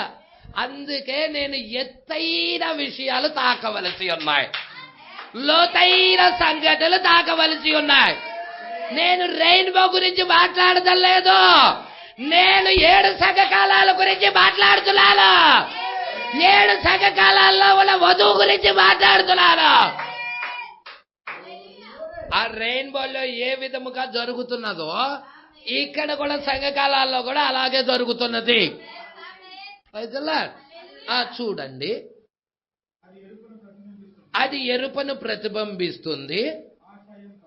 కాషాయము తర్వాత, కాషాయము యొక్క తర్వాత ఈ 2 కలయిక ద్వారా ఏమొస్తుంది? మీరు చూడండి, సంఘం అంతా దేనితో నింపబడిందో చెప్పండి.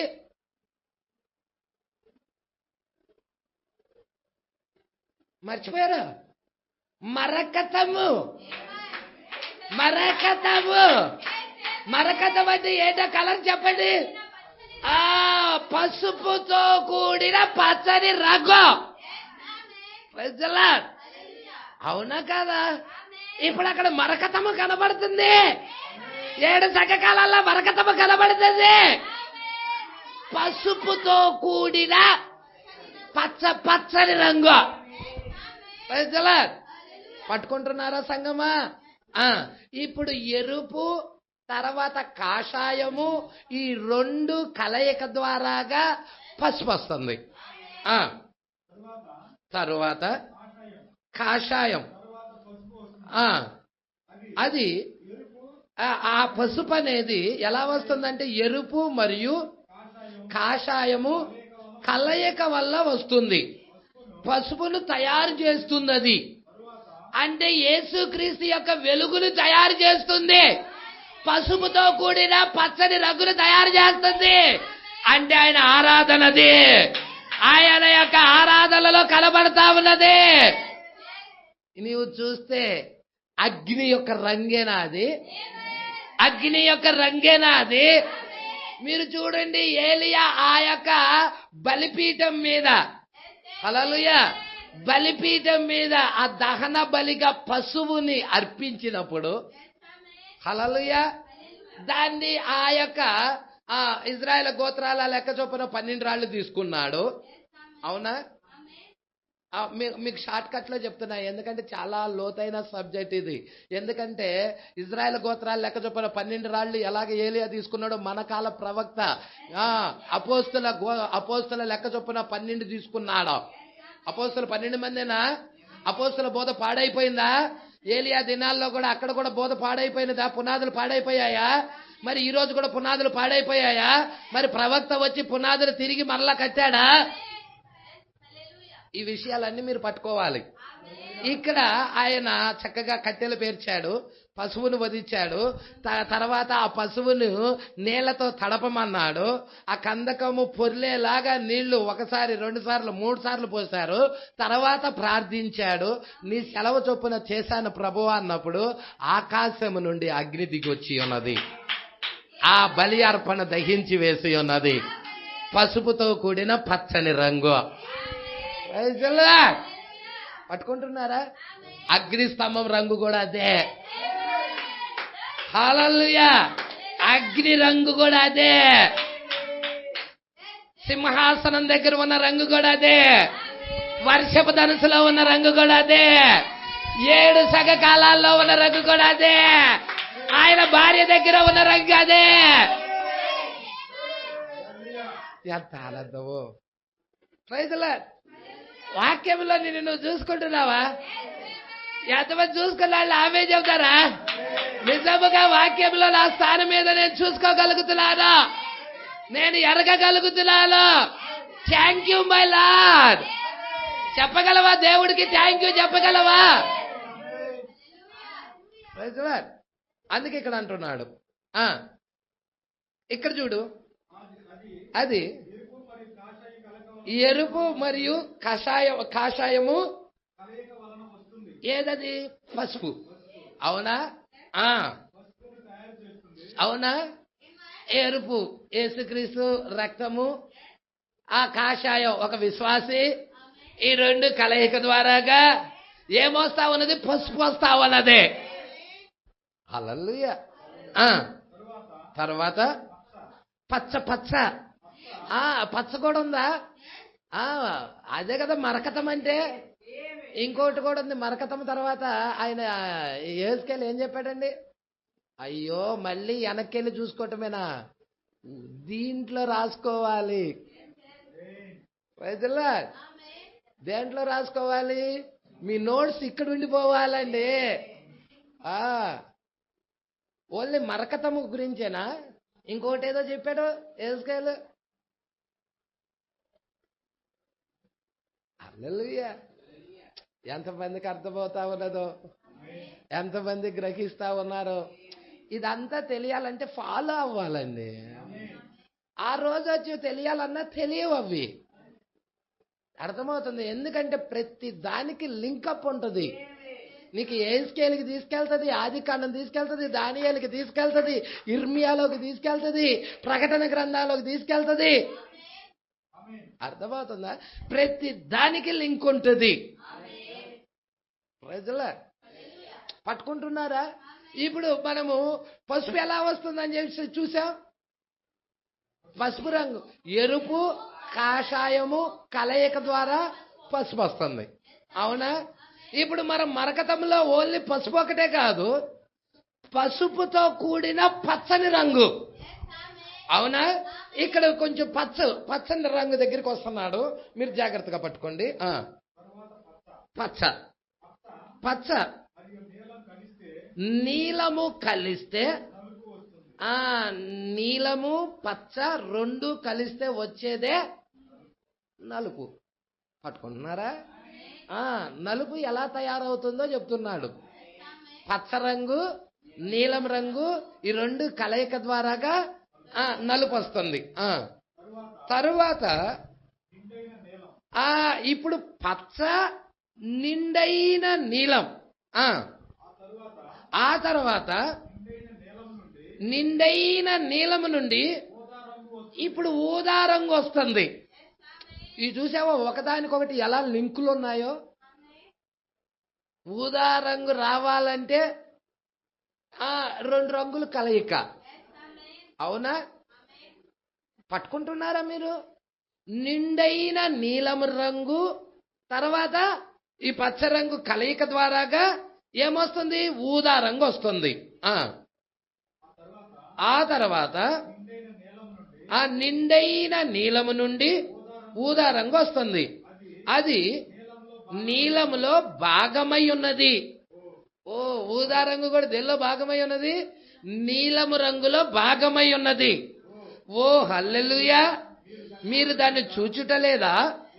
దేవుడు తన 7 రంగులు వర్షపు ధనుసులో తానే ఏర్పరిచిన తన నిబంధన 7 సంఘ కాలాల నుండి ఒక నిబంధనది. 7 రంగులతో ఆయన భూమిని రక్షిస్తున్నాడు. Praise the lord.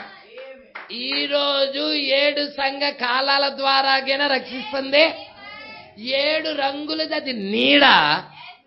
నిజ రూపం వచ్చేదలికే 7 సంఘ కాలాలై ఉన్నాయి.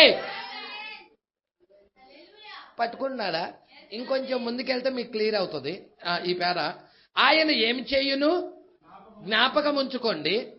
తన రంగులో దాన్ని ఆయన భూమితో చేశాడు. పట్టారా? పట్టుకున్నారా? తన రంగులో దాన్ని ఆయన భూమితో చేశాడు. 7 రంగులా? 7 రంగులు. ఏంటవి? వర్షపు ధనుసు చేసినప్పుడు ఉన్నాయా? 7 రంగులు లేవా? ఆయనలోనే ఉన్నాయి కదా అండి. కొంచెం ముందుకు చూడండి. ఇప్పుడు గమనించండి.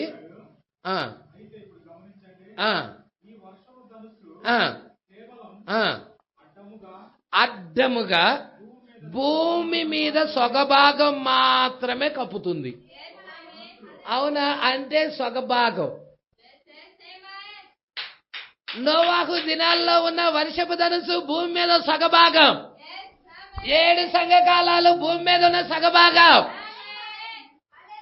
యోహాను ప్రకటన గ్రంథంలో చూసిన ఆ వర్షపు ధనుసు అనేది సగభాగం చూశాడా? మొత్తం చూశాడా? మొత్తం చూశాడా? సగభాగం చూశాడా? మరి సగభాగం 7 సంఘకాలాలు వర్షపు ధనుసు, మిగతా సగభాగం ఏంటి? ఇప్పుడు చెప్తుంది 7 సంఘకాలాలు ఆయన వధువు కదండి. అయ్యో, సగభాగం వర్షపు ధనుసు అంటే ఏంటి? ఆయన వధువు కాదా? మీకు వర్తమానం గ్రహించాలండి. వర్తమానం గ్రహించకుండా ఈ పట్టుకోలేరు ప్రజలు. అందుకే టేప్ మరలా వినండి. తొందర ఏం లేదు, నిదానంగా టేప్ మరలా వినండి. ఇది గ్రహించటం ముఖ్యం, ఇది ఎరగటం ముఖ్యం. సగభాగం ఆయన వధువు అండి. ఏమన్నాడండి? ఆదాముతో ఏమన్నాడు? ఆదాము అవ్వతో ఏమన్నాడు? ఆయనలో సగభాగం, అవ్వ ఆయనలో సగభాగం. ఇప్పుడు 7 సంఘకాలాలు ఏంది? ఈ వర్షపు ధనుసు ఏంది? ఆకాశం మీద సగభాగం. రెయిన్బో సగభాగం అంటే ఎవరు? ఆయన భార్య. నమ్మటం లేదండి. వర్షపు ధనుసు ఆయన భార్య అండి. 7 రంగులైన భార్య అండి. అది నీడైతే నిజరూపం అండి. ప్రజల మీరు పట్టుకోవాలండి. విషయాలు పట్టుకోకపోతే మీరు గ్రహించలేరు. ఎవరు కూడా ఈ విషయాలు చెప్పల్లా. ప్రవక్త ఈ విషయాలు బయటికి తీసుకొచ్చాడు. మీరు జాగ్రత్తగా చూడండి. క్లియర్ చేస్తా. ఈ పేరాలోనే క్లియర్ అయిపోద్ది. ఆ వర్షపు ధనుసు ఆయన భార్య అంటే ఖచ్చితంగా 7 సంకాలాలు. ఆ వర్షపు ధనుసు 7 సంకాలాలు. నమ్మాలది మీరు. ప్రజల అంటే సొగభాగము వర్షపు ధనుసు చూస్తున్నావు. మిగతా సొగభాగం ఏంటి అంటే సొగభాగం ఆయన భార్యను చూస్తున్నావు. మిగతా సొగభాగం ఏంటి? ప్రజల దాని గురించి ప్రవక్త మాట్లాడుతున్నాడు. జాగ్రత్తగా పట్టుకోండి. ఈ వర్షపు ధనుసు కేవలం అడ్డముగా భూమి మీద సగభాగమును మాత్రమే. సృష్టి అంతా కూడా ఎవరి కొరకు ఎదురు చూస్తుంది? అవునా? దేవుని కుమారులు ఎవరు? ఆయన భార్య కదండి. ఇప్పుడు ఈ సృష్టి ఆయన భార్య కోసం ఎదురు చూస్తుందా? మీరు ఆదికాండము 9వ అధ్యాయంలో ఏం చూశారు? పక్షులు గాని, జంతువులు గాని, ఆ సమస్త జీవరాశి గాని అన్నిటికీ నిబంధనకి గురుతో ఈ వర్షపు ధనుసే చెప్పాడా? అయ్యయ్యో, మీరు నేను ఇందాకే ఫస్ట్ లో ప్రారంభంలో చదివించాను. మీరు జాగ్రత్తగా పట్టుకోవాలి. అవి ప్రతిదీ లింకప్ ఉంటుంది అన్నాను నేను. మీరు అవి లింక్ కలుసుకోకపోతే చాలా మీరేమవుతారంటే గందరగోళానికి గురవుతారు. ప్రజలే ప్రతిదీ కనెక్ట్ అవ్వాల్సిందే. అంటే పక్షులన్నీ కూడా ఎవరి కొరకు ఎదురు చూస్తున్నాయి? ఆయన భార్య కోసం. జంతువులన్నీ కూడా ఎవరి కొరకు ఎదురు చూస్తున్నాయి? ఆయన భార్య కోసం. ఓ సృష్టి యావత్తు ఎవరి కొరకు ఎదురు చూస్తావన్నది? ఆయన భార్య కోసం. అంటే ఆ వర్షపు ధనుసు అదేలా యేసుక్రీస్తు చెప్పినదే. ఇప్పుడు ఆయన భార్య రంగం మీద ఉంది. హల్లెలూయా. అందుకే రోమిలకు రాసిన పత్రికలో పోయిన వారం మనం చూసాము. ఏం చూసాము? సృష్టి యావత్తు ఏకగ్రీవముగా మూలుగుతున్నది దేవుని కుమారుల ప్రత్యక్షత కొరకు. ప్రజల ఎప్పుడైతే దేవుని కుమారుల ప్రత్యక్షత భూమి మీద కనపరచబడతారో అప్పుడు సృష్టి కూడా విడిపించబడుతుంది. దాస్యం నుండి విడిపించబడుతుంది. హల్లెలూయా. అంటే ప్రతి దానికి విడుదల. ఈ రెయిన్బో పెట్టాడు, ఈ దేవుని కుమారులు పెట్టాడు, ఈ భార్యను పెట్టాడు. నువ్వెవరివో నీకు అర్థం అవ్వాలంటే, నువ్వెవరివో నీకు తెలియకుండా ఉంటే ఉపయోగం లేదు. నువ్వెవరివో నీకు తెలియాలి. అందుకే అంటున్నాడు ఇక్కడ చూడమ్మా, ఈ వర్షపు ధనుసు కేవలం అడ్డముగా భూమి మీద సొగభాగం మాత్రమే కప్పుతున్నది. ఒక్క ధనుస్సులో అంటే ధనుసు మొత్తములో సొగభాగం మాత్రమే. ఎవరు? వర్షపు ధనుసు అంటే ఎవరు? ఆయన భార్య. నోవాహు యొక్క వర్షపు ధనుసులో రంగులు భూమి మీద సగభాగం మాత్రమే కప్పుతున్నాయి. అది వృత్తం మొత్తమా? వృత్తం మాత్రం కాదు, సగభాగం మాత్రమే. మిగతా సగం ఉంది. ఆ మిగతా సగం ఏంటి? ప్రజల సగభాగం మాత్రం 7 సంఘకాలాలు ఆయన భార్య అని చెప్తున్నావు. మిగతా సగం అన్నదే చూద్దాం. అది వృత్తములో సగభాగం. దాన్ని మీరందరూ చూసేది ఏది? వర్షం వెలిసిపోయిన తర్వాత ఆ ఆకాశంలో కనబడుతున్న 7 రంగులు. దాన్నే మీరందరూ కూడా చూస్తుంది. కానీ ప్రకటన గ్రంథము రాస్తాడు యోహాను ప్రైజ్ లార్డ్. ఆయనను ఎవరిని ఆయన అంటే ఎవరు? ప్రభు అయిన యేసుక్రీస్తు సింహాసనం మీద ఆవరించి ఉన్నప్పుడు పచ్చని పసుపుతో కూడిన పచ్చని రంగులో చూసినప్పుడు సగమే చూశాడా, మొత్తం చూశాడా? Praise the lord. పట్టుకుంటున్నారా? యోహాను ఆయనను తన యొక్క పచ్చని రంగులో చూచినప్పుడు దేవుని యొక్క సింహాసనాన్ని ఆయన చుట్టుకొని ఉన్నాడు. మిగిలిన సగభాగం మిగిలిన సగభాగం మాత్రం చెప్పబడలా, సగభాగం చెప్పబడింది. ఆ సగభాగమే నువ్వు.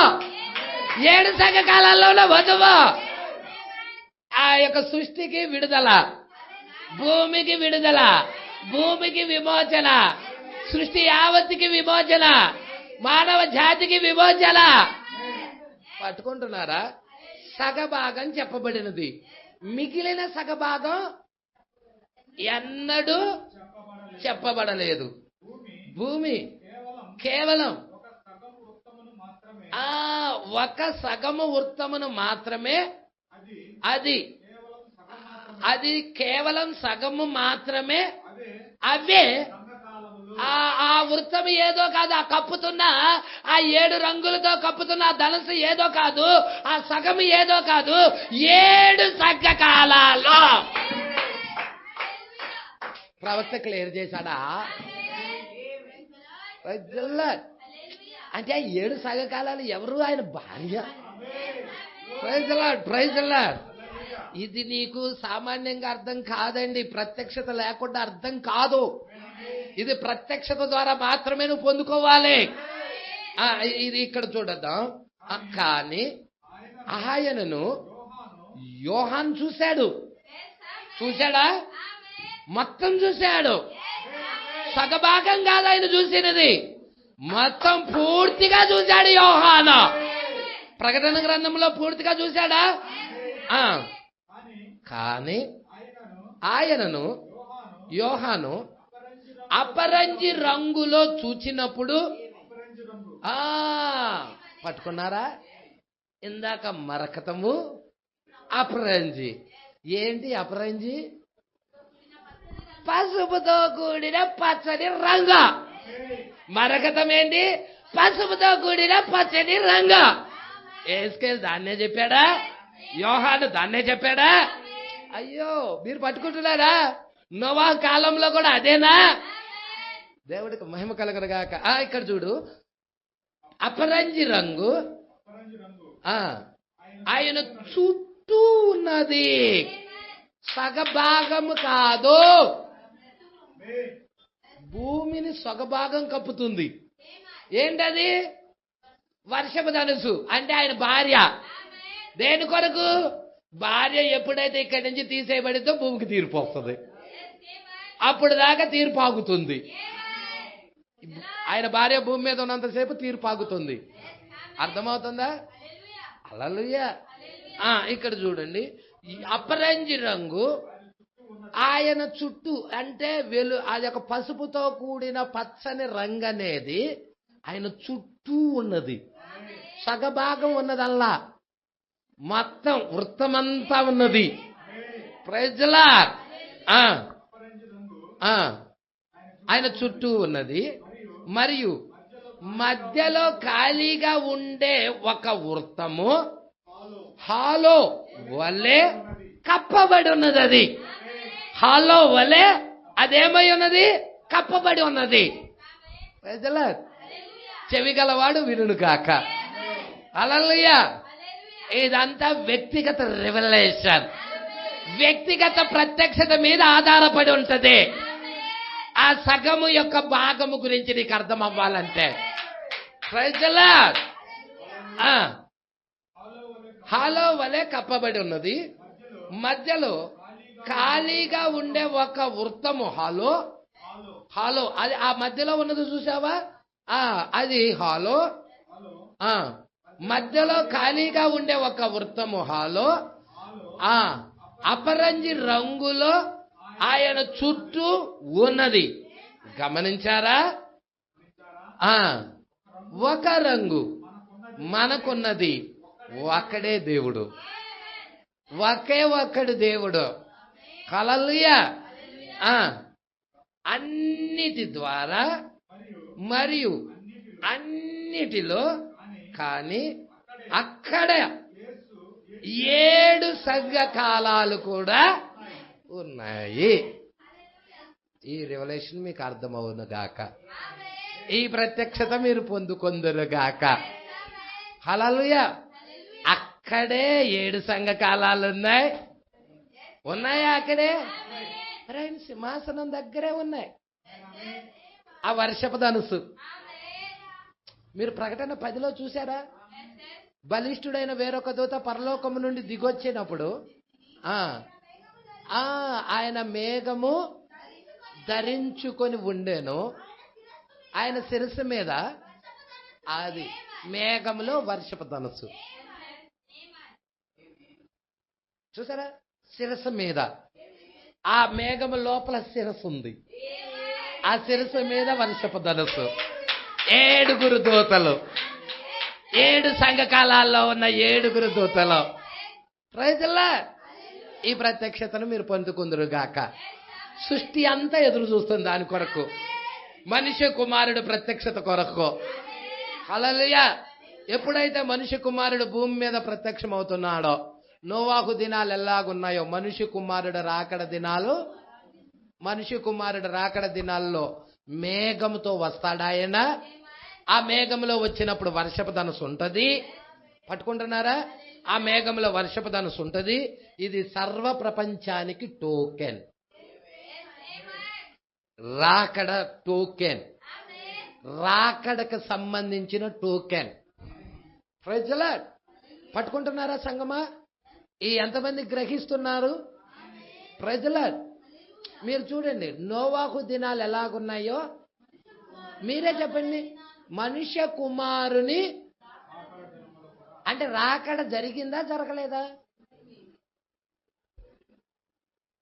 మనుష్య కుమారుని రాకడ దినాలు అలాగున్నాయి అన్నాడు. మనిషి కుమారుడు రాకడ జరిగిందా అంటే వచ్చాడా? మనిషి కుమారుడు రాలేదా? లోతు దినాలు ఎలాగున్నాయో మనుష్య కుమారుడు రాకడ దినాలు రాకడ లేదుగా పాస్టర్ గారు అని అంటున్నారు చాలా మంది. అంత క్లియర్ గా ఉంది అక్కడ రాకడని. మీకు రిఫరెన్స్ కావాలా? బైబిల్లో లూకా సువార్త 17వ అధ్యాయము 26వ వచనం. మీకు రిఫరెన్స్ కావాలంటే యేసే చెప్పాడు, చెప్పలేదా? రాకడని క్లియర్ గా చెప్తున్నాడు. మనుష్య కుమారుడు రాకడ దినాలు అలా జరుగును అన్నాడా అనలేదా? అయ్యా రాకడ కాదయ్యా, మనిషి కుమారుడు ప్రత్యక్షమైనప్పుడు జరుగును అన్నాడా? ఏమంటున్నారు మెసేజ్లో వాళ్ళు? ప్రత్యక్షమయ్యాడు కానీ రాకడ జరగలేదు అన్నాడు. అంటలేదా? ప్రత్యక్షమే అంటే అక్కడ కూడా ఏమనాలి? మనిషి కుమారుడు ప్రత్యక్షమైన దినాలు జరగాలి అని రాయాలాడా. కానీ ఏం రాశాడు అక్కడ? రాకడ దినాలు. చదవమ్మా.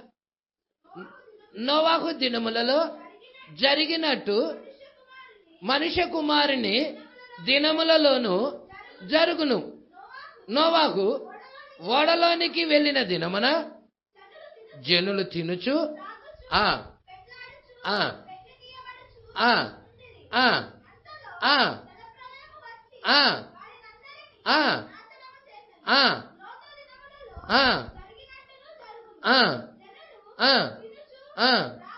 ఆ ఆ అమ్ముచు నారు నాటుచు ఇల్లు కట్టుచు ఉండిరి. అయితే లోతు సొదొమ విడిచిపోయిన దినమున ఆకాశము నుండి అగ్ని గంధకాలు కురిసి వారందరినీ నాశనము చేసిన. ఆ ప్రకారమే మనుష్య కుమారుడు ప్రత్యక్షమగు దినమున, ఇక్కడ కూడా ఏం చెబుతున్నాడు? ప్రత్యక్షత గురించి చెబుతున్నాడు. ఆయన ప్రత్యక్షమవటం గురించి చెప్తున్నాడు. ఇక్కడ పైన నోవాహు దినాల్లో జరిగినట్టు మనుష్య కుమారుడి దినాల్లో జరుగును అని చెప్తున్నాడు. ప్రజల మరి నేను ఎక్కడో చూశానండి నోవాహు దినాల్లో జరిగినట్టు మనిషి కుమారుడు రాకడ దినాల్లో జరుగుననే మాట. ప్రజల ఆ రాకడ అనేది ఆ పదం వాడింది నేను ఎక్కడో చూశాను అంటున్నా. ప్రజల దేవుడికి మహిమ కలుగును గాక.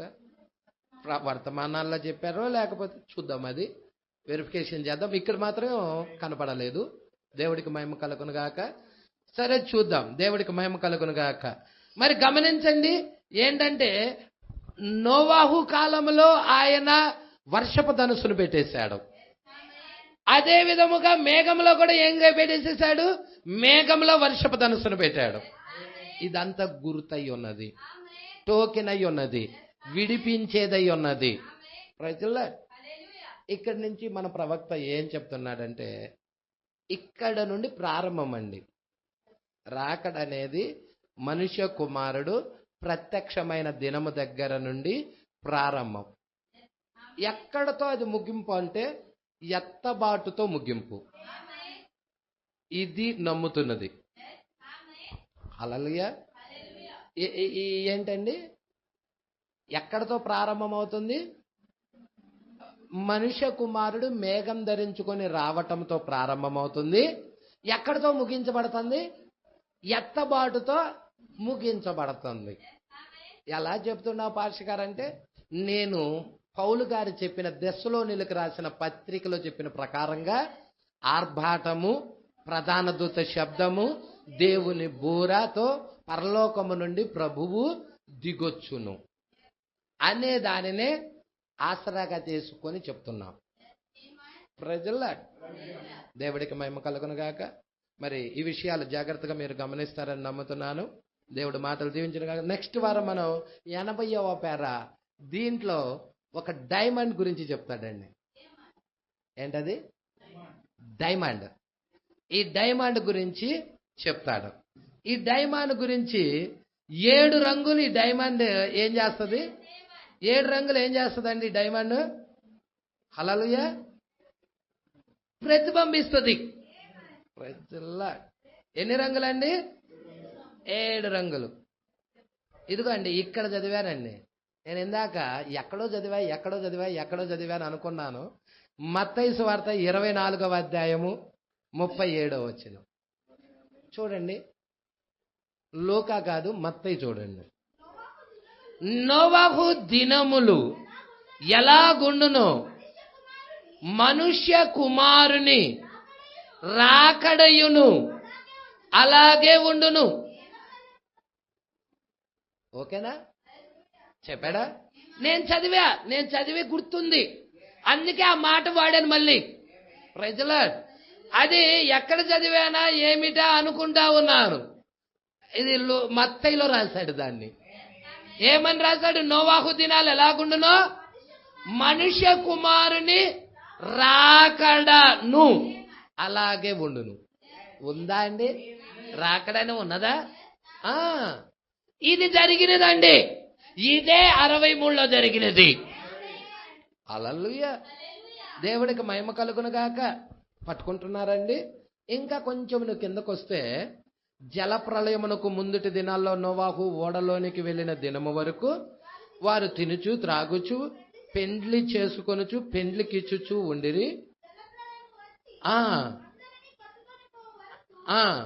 ఎరగకపోయిరి. అలాగనే మనుష్య కుమారుని దేవుడికి మహిమ కలుగును గాక. హల్లెలూయా. మరి ఈ విషయాలందరూ మీరు గ్రహించాలని, పట్టుకోవాలని నేను కోరుకుంటున్నాను. దేవుడికి మహిమ కలుగును గాక. అక్కడ ప్రత్యక్షమయ్యాడని చెబుతున్నాడు, అది వాస్తవమే. రాకడ కూడా జరిగినది, అది కూడా వాస్తవమై ఉన్నది. కాబట్టి ఈ విషయాలు మీరు జాగ్రత్తగా పట్టుకోవాలని ప్రభు పేరట కోరుచున్నాను. నెక్స్ట్ వారం మనం 80వ పేరాకి వెళ్దాం.